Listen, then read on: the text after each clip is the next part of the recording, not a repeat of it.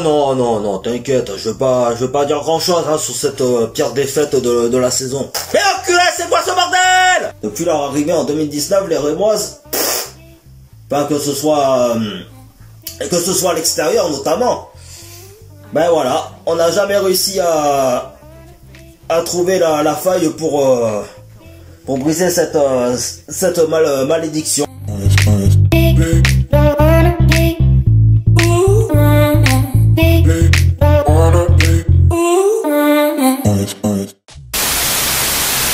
Alors, dans un premier temps, donc on va débriefer le match. Là, j'avoue les amis, qu'il y a un truc qui m'interpelle. Il y a une question que je me pose et que peut-être vous posez. Pourquoi on n'était pas au courant de la blessure de notre numéro 10, Maël Garvino? Parce que certes, moi je l'ai su donc lors du match contre le FCMS pour les huitièmes de finale de la Coupe de France. Donc je vous invite à retrouver juste ici les amis, avec la petite bandelette. Et le truc, c'est que il y a personne, même pas les sites officiels, ni le community manager de la section féminine Girondins de Bordeaux qui nous l'a informé. Parce que comme vous pouvez voir sur l'écran, donc avec la liste des joueuses sélectionnées dans un premier temps, donc la veille du match, voilà, c'est toujours comme ça que ça se fait sur les réseaux sociaux et tout. Et là, qu'est-ce qu'on voit? On voit que il y a Maël Garvino qui est qualifié. Donc on se dit, bon, bonne nouvelle quoi qu'il arrive. Même si elle était blessée, on se dit, bon, pourquoi pas. Apparemment, de ce que j'ai appris par la suite de tout ça, normalement, elle était censée être absente pendant 3 semaines. Donc après, comme je dis, on ne connaît même pas la nature de la blessure. Mais apparemment, il y aurait eu 3 semaines d'absence pour soigner sa blessure. Quand j'ai vu donc le 11 de départ, donc juste après la liste des joueuses sélectionnées, donc c'est donc ça s'affiche normalement le jour du match, mais là y a pas un problème. Déjà Maël Garvino qui était annoncé blessé est disponible pour ce match, mais sur le banc des remplaçantes. Et en plus on nous dit qu'elle est pas, ils sont pas à 100% sûrs qu'elle entre au cours du match,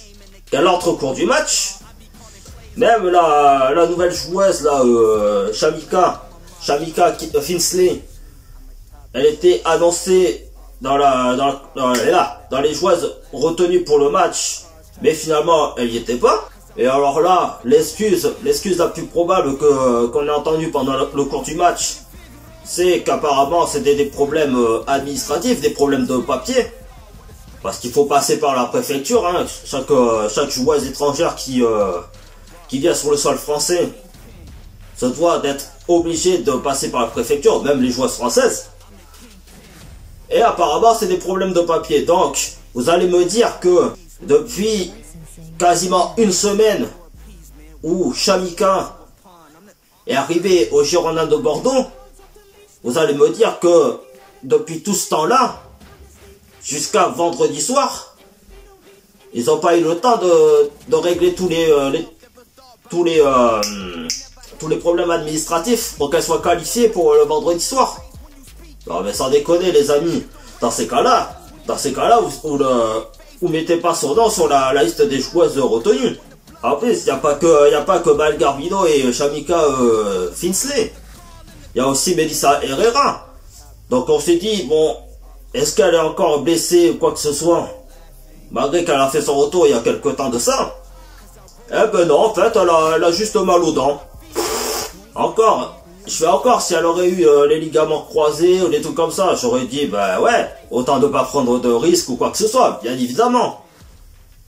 Mais là, juste parce qu'elle a un problème de dents, non mais sans déconner.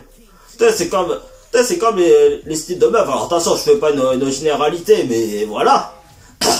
Je ne fais pas une généralité des femmes en général dans la vie de tous les jours. Mais c'est comme les femmes, tu sais, qui dès qu'elles ont un ongle cassé, ça y est, elles arrêtent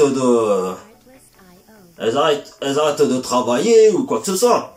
Tu sais, c'est limite cette impression-là que ça me donne. Ah, parce que c'est sûr que, et là, moi, maintenant, comme je dis, je m'en fous d'envoyer des pics en vidéo. Maintenant, j'assume. Mais franchement, ah, c'est plus pratique. C'est plus pratique pour Mademoiselle Herrera de montrer sa marque de bikini sur Instagram, ou de faire la promo d'une marque automobile, ou d'une marque de bijouterie créée par sa grande sœur. Mais par contre, juste pour un problème de notes, tu peux pas jouer au foot. À la limite, tu fais comme les joueurs et joueuses de rugby, ou même comme les boxeurs ou boxeuses.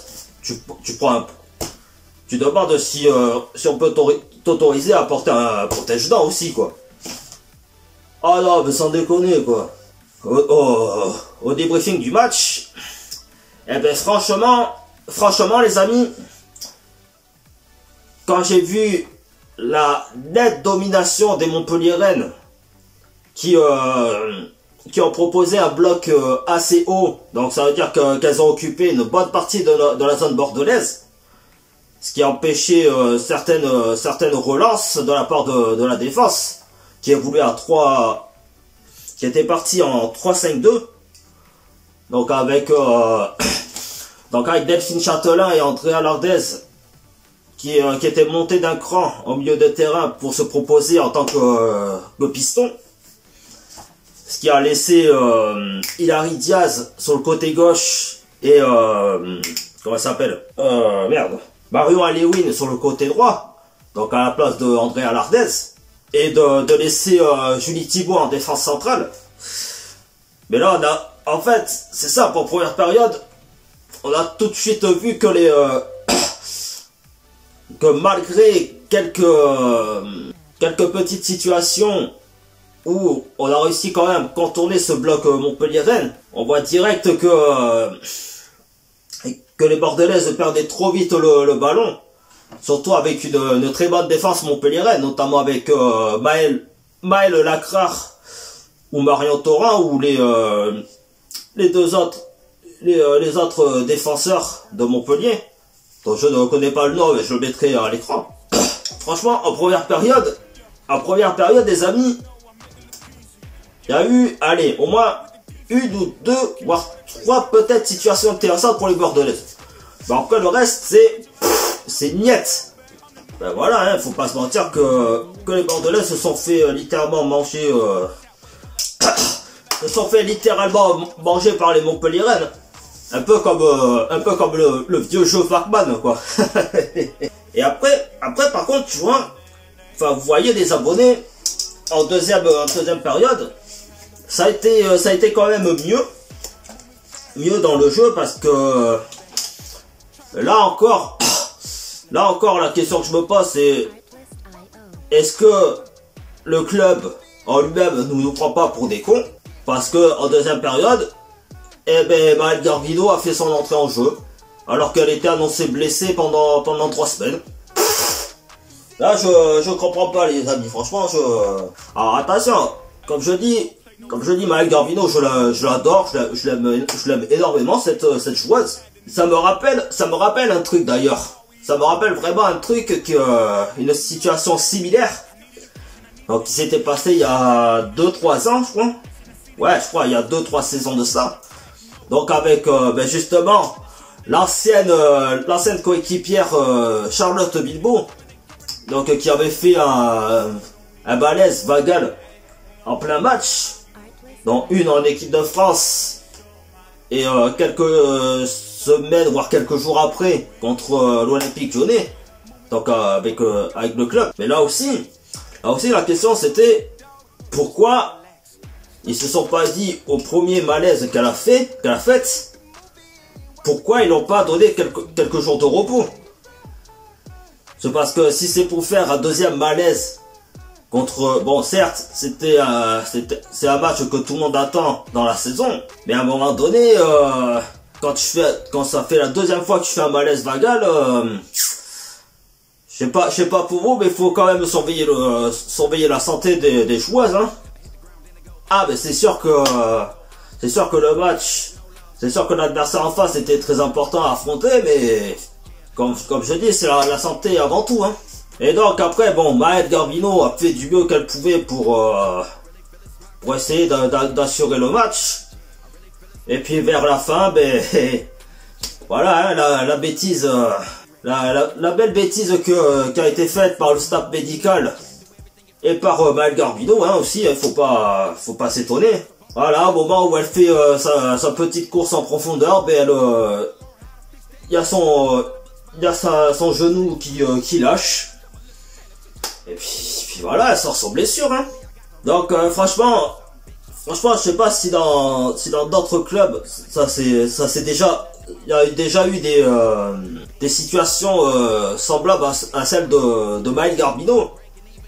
Et je trouve ça inacceptable, quoi. Et puis voilà, quoi, la défaite des Bordelaises contre les Montpelliéraines, mais voilà, hein, ça fait déjà la deuxième défaite d'affilée. Donc sans compter les compétitions telles la Coupe de France. Et là c'est quand même quelque chose de c'est quand même quelque chose de malade, hein, parce que là ça fait déjà 2 défaites d'affilée, comme je dis, mais quand même d'aller encaisser 8 buts en 2 matchs, c'est quand même je sais pas, c'est quand même étrange. Alors oui, il y a des joueuses qui sont suspendues, d'autres qui sont blessées, ok. Mais c'est quoi ce bordel en fait? C'est parce que là on est à, attends, 15, 16, 17, 18, 19, 20, 21, 22.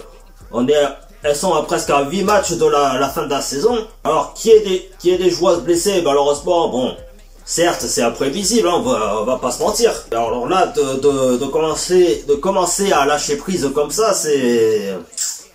Je sais pas, je trouve ça étrange quand même, les amis. Enfin bref, voilà, c'est une deuxième défaite d'affilée.